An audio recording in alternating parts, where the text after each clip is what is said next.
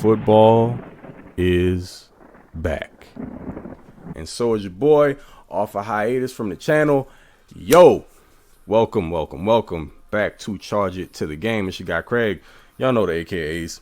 Top Flight, Petty Pendergrass, Petty Rubble, Petty Ruxpin, Zen Crea, Zen Affleck, Benjamin Button. All depends on how I'm feeling that day. And again, appreciate you guys for joining me here. I know I've been gone for a little while. Took a bit of a sabbatical during the off season from this platform, but you've seen me around. So again, y'all don't really miss me like that. But now that we got live ammo here, preseason game this weekend, coming off of an intra-squad scrimmage, you'll be seeing me more on this side more often because just honestly, there's more to talk about. So let's jump right into it. Let me tell you guys what I'm thankful about the most in regards to this team. It's Brandon Staley's refusal to subscribe to like the high road defeatist mentality. And when I say that, what I'm alluding to is those who are of the mind that they want to win, but they're so hell bent on sticking to their codes and their philosophies that, you know, they won't make the proper adjustments to do what it takes to win. And therefore they fall short more often than not. We've seen that just in the turnover on the roster. I don't have to go through the names. Y'all know who's new. You know who isn't around anymore. I'll throw something out there for you. KJ Hill. There's a name. Anybody have any idea where he is? Remember when they were trying to push him on us? Yeah, that's not something that's really happening anymore. For the most part. You've got some stuff here and there that's still going on, but I think it'll weed itself out. We'll get into that stuff later on. But really do appreciate that about Mr. Staley. And it's the culture shift.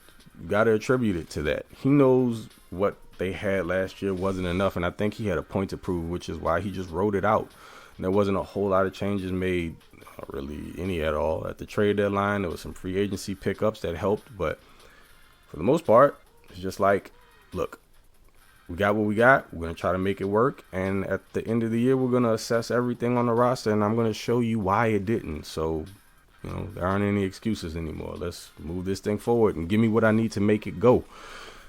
But look, going into camp, we've seen a bunch. Of course, advantage defense coming out of the gates because that's typically how it happens. Or a lot of that has to do with install on offense and them gelling over time. So defense kind of comes out understanding what the scheme is about. And also when you got guys who've already played in it and just overall better players, there's going to be a tendency for the offense to seem like it's sputtering a little bit. But they showed some life here in the scrimmage recently. And again, I'm a Texas dude, so all I have are videos to go off of. And just kind of like my guys, Jamie and Garrett, they were out there. So they were a little bit of my eyes and ears. So, you know, I trust their opinions and things that they saw. So just based on that, other things that I'm able to see around, able to kind of get a better feel for what the team is looking like and what I feel like the strengths and weaknesses are. So I'm not worried about the offense. Herbert's going to be Herbert. Third year in the system. Second year in a row with the same offensive coordinator for the first time, since high school. And yo, Joe, you were flirting around in the offseason. You know, you threw your hat in the ring, see who would be interested. But said it before, you know where your bread's buttered. So you came back, and I appreciate you for that because you'll be highly sought after here. If not this year, then very shortly after. So really excited for Justin to get some continuity going, for him to grow in this scheme, which is really like the spine of it is based in the Saints offensive playbook, which can get very intricate and complicated, and more of it can be opened up to him this year. And so we'll see Justin kind of almost start to bloom a little bit and be in his full splendor. And y'all, we haven't really even begun to scratch the surface on how special this kid can be, but we already know that he has it in him. The rest of the league is going to see it. I mean, they should have already, but after this year, it will be undeniable. But they'll try to hate regardless because we know what it is. People don't want to like the Chargers. They don't want to like Herbert, but At some point, just gonna have to give it up to him. It is what it is. So outside of that, let's get into a little bit of premium bolt banter, shall we? There are a couple guys that I have had my eye on here this offseason that have really stepped up, and I think it's time for them to show what it is they have and ultimately become more so household names. Let's start off with it's funny the way this works. Nasir Adderley, a.k.a. Nasty Nas. Now, I know some of y'all are going to look at this and be like, Craig, you only like him really like that because he has the same name as your favorite rapper. No. It has a little bit to do with it, of course. But, nah, man, Nas is really beginning to show up. Second year in his defense, last year we saw how things worked out. He made a pretty big jump from running that Gus Bradley cover 3 into this 2-high shell. And, you know, we know the defense struggled last year, but Nas made some tremendous strides. And certain occasions he came up a little bit short with getting his hands on the ball and coming down with it. And he'd be maybe a half a step slow on some reads here and there. But as far as what he did as a tackler, in coverage and zone, playing a little bit of man here and there, he showed himself to have had some great improvement. And this year is where I think he's really going to be able to open it all up and put it on display. He's already been showing out in camp. He showed out in the scrimmage. And I know you can only glean but so much from something like that because they know the offensive plays. So we'll see how things look going into the season. I'm not sure how much he's going to play in the preseason. I wouldn't be shocked to see him get a little bit of run. But, you know, with some of the guys being beat up in the secondary and at the second level at linebacker, I wouldn't be shocked to see Staley take kind of the cautious approach to not giving these guys very many snaps, if any at all, during the preseason. But we shall see. But I'm expecting a really big year for Nas. And I think he's going to become the player that we thought he was going to be when he was drafted the same year as Jerry Tillery. And we looked at him as the perfect complement to Derwin. And I think this is the year it happens. And also, last year of his deal. So, might want to show out. And I don't want to even really talk about what that means. If he does play very well and how the Chargers will handle that during the offseason, we'll cross that bridge when we get to it. But Nas is a guy that I have my eyes squarely on. And the other, if you've been paying attention to anything that I've said during this offseason, you know how I feel about Mr. Isaiah Spiller and what he can mean to this offense. I hear all the stuff going on about Joshua Kelly, and not to hate, I'm just going to be honest with you. Josh Kelly had a pretty decent camp last year, did he not? To quote a famous Muppet baby, I'll see it when I believe it.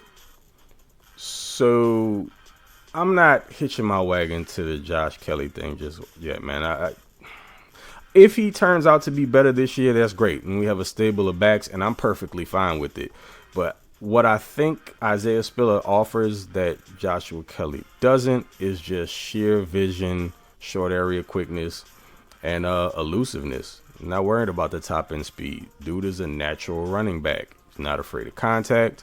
He can catch out of the backfield. He's been showing off his hands all camp long. And he's actually gotten a lot better in that regard, honestly. I would say that at A&M, he caught the ball just fine, but I didn't feel like he was a natural catcher of the ball. He's really worked on his hands now, and it's like a second nature thing for him. So he's going to get some burn here. He's going to play during the preseason, and I think he eventually, he might split some time there with Kelly. He's eventually going to take over as RB2. It's going to happen. It's just a matter of time. So, again, if Kelly has stepped up to the plate and he is being a better back, then, again, it's just more quality depth. Now let's move over into some facts over feelings talk. You guys know that I fancy myself your Chargers truth broker, so I'm always going to keep it a stack with you. And there's just some stuff that we got to clarify. Stop doing it. Stop trying to make it be a thing when it's not. So let me stop beating around the bush here. Cut the Jalen Guyton thing out. We know what he is. At this point, it's a deep threat, decoy / gunner now. And that's fine. Everybody has a role to play.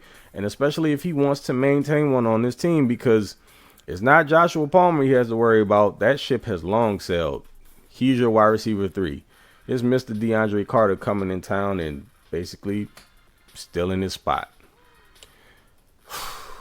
I will be the first to admit, if I put my thinking cap on about DeAndre Carter, it would have made more sense to me, but I kind of dismissed it because he was a relative unknown.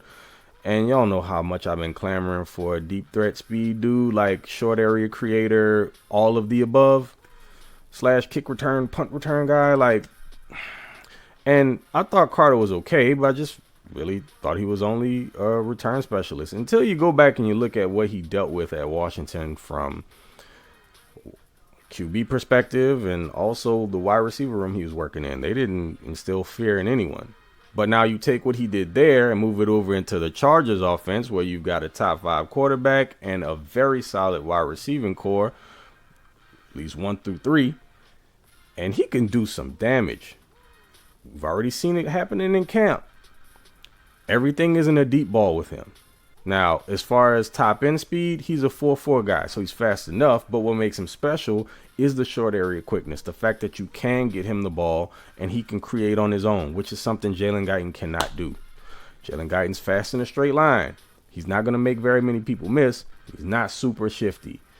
So when you take someone who can essentially do a lot of what he does in the vertical game, maybe like a tick or two slower where long speed is concerned, but he can do all the other things that Guyton can't do, and plus he's more of an asset to you on special teams, then Jalen's kind of scrapping and fighting for a spot all of a sudden.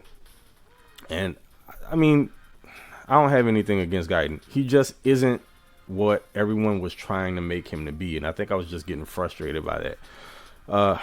Again, he has a place, and if you can, include him in the rotation in certain sets, what it does is it opens the field up for basically everyone else. If you want to send him deep more often than not, it'll soften up things in the intermediate and short side of route running for wide receivers. So just gives more options to Jay Herbo, and that's never a bad thing. So we'll see how it goes for him. But at this point, he's kind of sort of treading water. I don't think he'll get cut, but as far as what his on-field snaps are going to entail, I'm sure he'll rotate with Carter, but Carter may actually end up playing more offense than any of us anticipated if camp has been any indication of things. So, moving on from that, and what I want to finish off with is a little bit of something that I noticed just looking around and caught my attention. There's some commonalities of a few of the teams that were in like the final 8 in the playoffs last season. 3 of those teams all had both top 6 defenses against the run and top 6 quarterbacks in passing yardage. Cincinnati was 5th ranked against the run. The Rams were 6th. Tampa Bay was 3rd. We all know the quarterbacks: Brady, Stafford, Burrow. Chargers were a top 5 offense in the passing game. So the only thing that they were lacking was a run defense. And we all know what the emphasis was this offseason. And I don't think it's a coincidence that it's been really hard to run against that front in camp. I don't think it has a whole lot to do with the defense being ahead of the offense in this regard. Not what we're talking here. I mean, you got Sebastian Joseph-Day and Austin Johnson with top 10 defensive tackles against the run. You got Khalil Mack, who is as adept at stopping the run as he is a pass rusher. And we all know what Joey does. All the pieces are there, man. There's no reason why this can't and won't work. They just have to stay healthy. And the depth is also looking really nice behind it. There's actually reason to believe the hype this year. This team really, on paper, and it's not a paper game, but I mean, you can't help what you see when you look at those names. It has what it takes, and there's an opportunity here to make a very real run towards a Lombardi. So we're at the beginning of it, people. Enjoy it. Take it all in. And let's look forward to an awesome season. And I'll be here along the way. more often than not with another one of these. I'll be back sooner than you think, probably sooner than what I'm anticipating now that we have real ball to talk about. So until the next one, it's been me, you've been you, and I'll catch y'all next time on the next CI2TG. Y'all take it easy, be cool, and stay bolted up. I'm out.